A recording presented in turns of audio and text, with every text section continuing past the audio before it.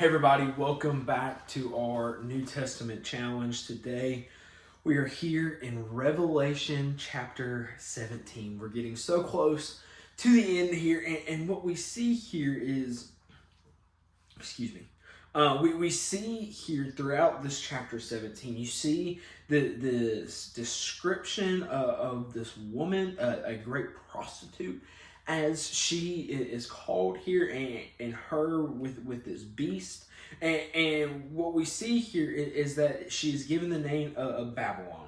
The title of, in my Bible, it says the great prostitute and the beast.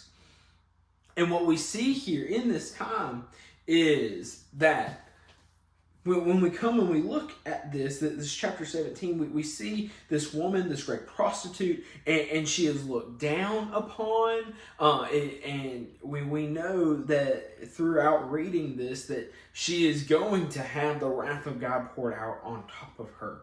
And kind of from what as I read and I read commentaries, this right here is a picture of people who do not proclaim the name of God. It is the lust of the flesh. She is the image of the things that take us away from God. I mean, you can see here, it says the woman was arrayed in a purple and scarlet, the colors of royalty, and adorned with gold and jewels and pearls, holding in her hand a golden cup full of admonitions and the impurities of her sexual immorality. So she is an image of all the things that take away from God, that people are drawn to, that are apart from God.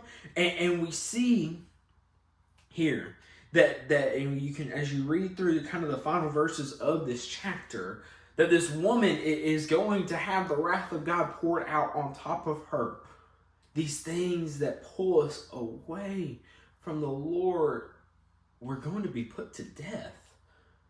And so while they may draw us in, while we may fall susceptible to that sin now, we know that one day those things are going to be put to death.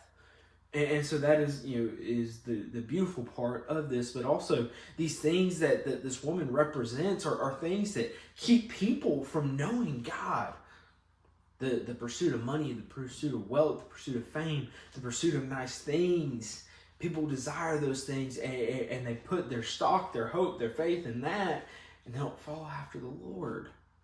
And so again, we come and this points, and I hope you see this continual thing throughout this book, this great book that is heralded as a that people love to talk about and end times theorists love. But this entire book, the entire theme is that Jesus is coming back for his people, and finally there will be no more pain, there will be no more death, there will be no more sin. That's what all of this is coming to, is the end of the world as we know it, but also that finally Jesus will come and he will reign forever. So I hope that's what you see here in Revelation chapter 17. I hope you have a great rest of your day.